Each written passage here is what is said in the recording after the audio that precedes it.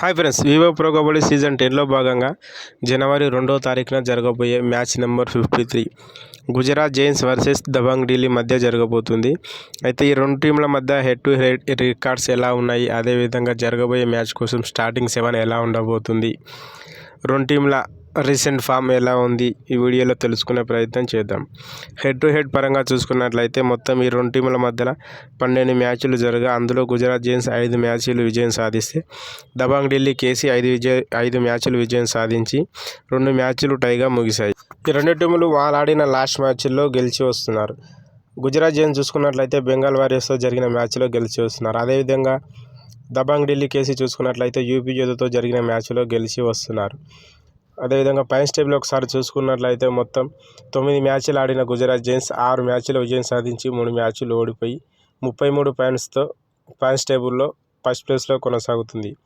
Dabangg Delhi case చూసుకున్నట్లయితే మొత్తం 8 మ్యాచ్లు ఆడగా 4 మ్యాచ్ల విజయం సాధించి 3 మ్యాచ్ల్లో ఓడిపోయి 1 మ్యాచ్ టైగా ముగించుకొని 25 పాయింట్లతో పాయింట్స్ టేబుల్లో 6వ ప్లేస్లో కొనసాగుతుంది.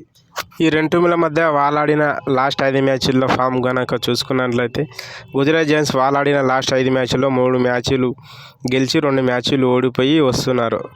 అదేవిధంగా దబాంగ్ ఢిల్లీ కేసీ చూసుకున్నట్లయితే వాళ్ళాడిన లాస్ట్ 5 మ్యాచ్ల్లో 3 మ్యాచ్లు గెలిచి 1 మ్యాచ్ టైగా ముగించుకొని 1 మ్యాచ్లో ఓడిపోయి వస్తున్నారు.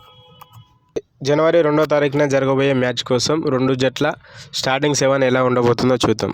Gujarat giants starting 7: HS Rakesh రైడర్గా centre man, Prateek Dahiya second raider, Rohit Gulia all rounder, D Balaji all rounder, Ravikumar చూసుకున్నట్లయితే రైట్ కవర్ పొజిషన్లో, ఫజల్ అట్రాచలి చూసుకున్నట్లయితే లెఫ్ట్ కవర్ పొజిషన్లో, సోంబీర్ చూసుకున్నట్లయితే రైట్ కార్నర్ పొజిషన్లో ఆడే అవకాశం ఉంది.